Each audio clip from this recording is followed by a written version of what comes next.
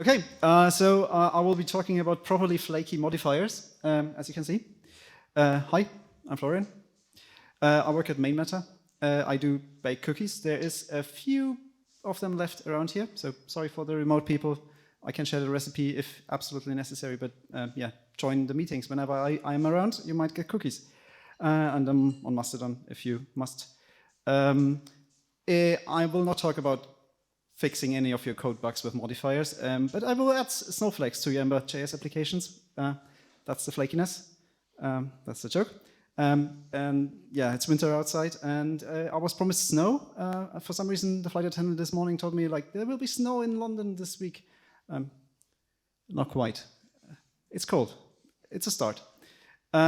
Seriously, I just wanted to point out that modifiers are a great thing, and if anybody is here still isn't using them, I wanted to point out or to show a way how to use them, how to migrate from classic components up to to using modifiers in your components. So yeah, it should be interesting.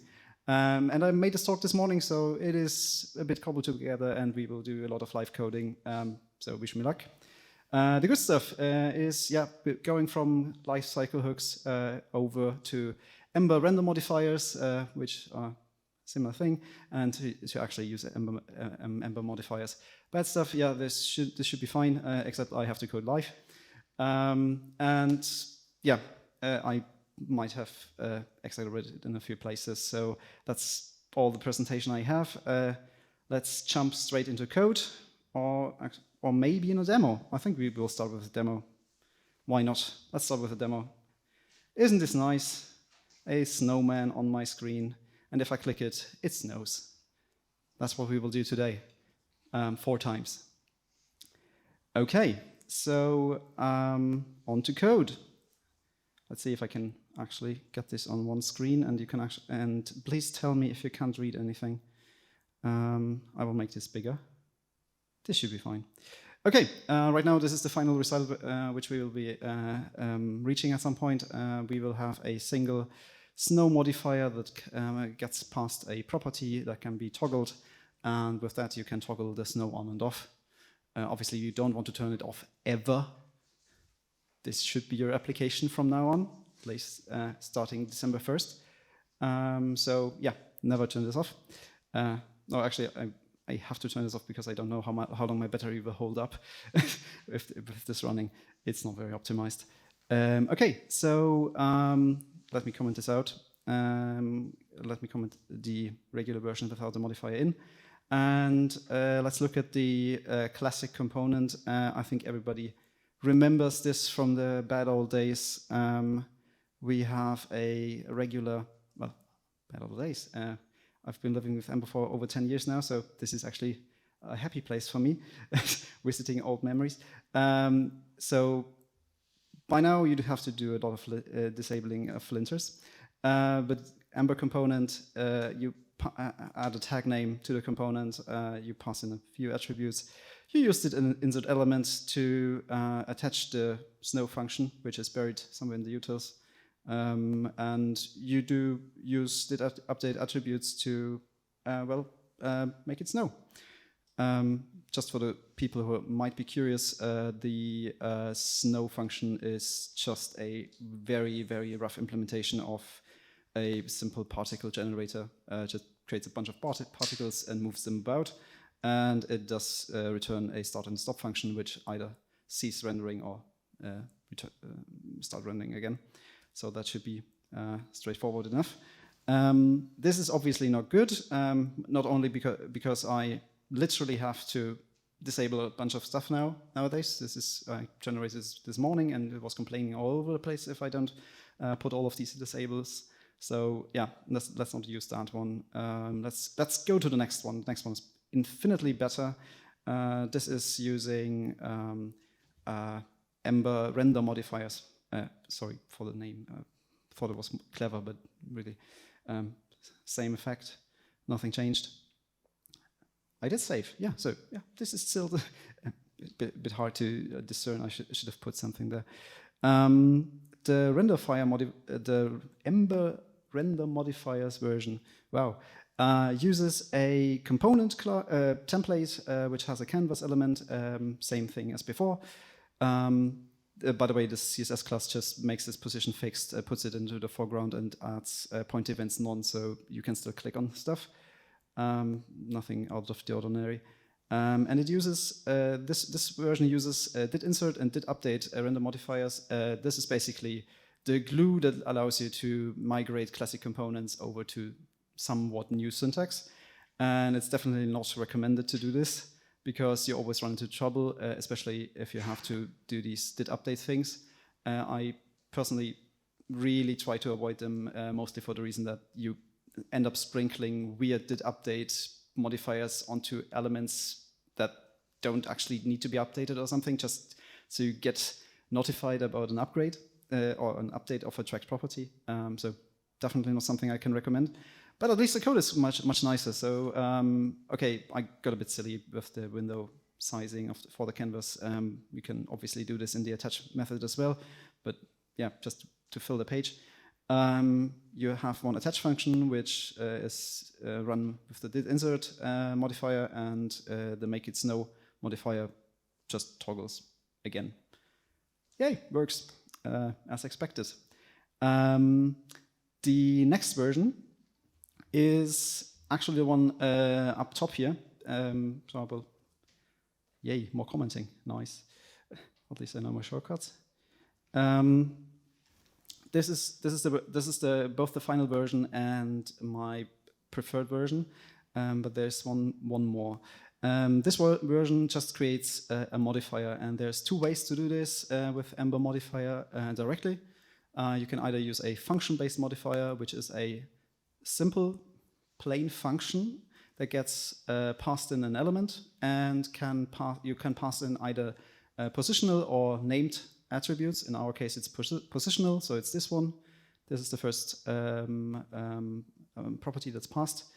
And you return a cleanup function, so anytime something up here changes, so if the let it snow variable changes in your code, the setup function is called of the modifier, and if the modifier is removed, or the element that hosts the modifier is removed, the cleanup function is run. And in our case, I actually use the modifier in a way that it creates a completely new canvas element, as all the stuff we had before, and starts the animation whenever you click, and by clicking you actually change the let it snow property on the application controller. So that's nice.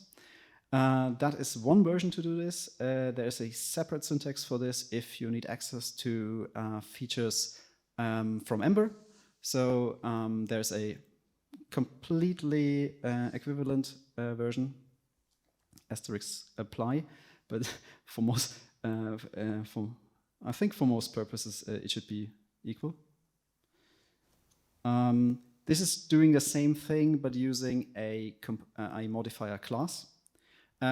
This obviously has a benefit. You can actually reach for Ember stuff like services or other injections, and you can have additional state on this. So I put a little registered flag on this, which allows me to check if I already done the setup for this component, so I don't have, so the modify step doesn't have to always recreate the canvas element on my component. So no, on my DOM element. Sorry. So that is a bit nicer, but for all means and purposes, this is pretty much the same.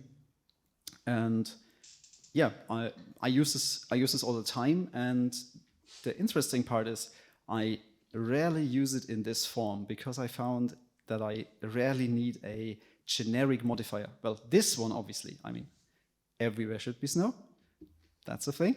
But in most cases in your application, you rather have a one-time usage modifier. So just you want to have it snow in one place. Maybe not your kitchen, but yeah, you get the drift. So there is a nice version of this that is the inline modifier. ILM, inline modifier. Yeah, I put this right. So this looks also like this is a component from the outside. So I created made this a component again, And in this case, the component, sorry, talking and commenting hard. In this version, everything looks still the same, but we do have a custom modifier that is just sits on the component. So this is a quite recent change to Ember. I honestly can't remember the version number, but we can use both template helpers and modifiers straight as properties from any component class. So that means in my component class, let me drop this down here.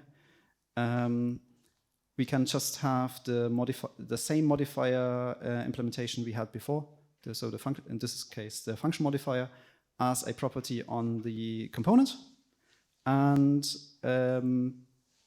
call that up in the template, and it will work the same. And this is very nice because this allows you to abstract away all the difficult stuff you want to do with external libraries like D3 or other more complex things that you want to attach to Ember, and you can just wrap everything into a modifier and put it on any component you need. And if it's just a single use, that's perfectly fine because it lives on your component code.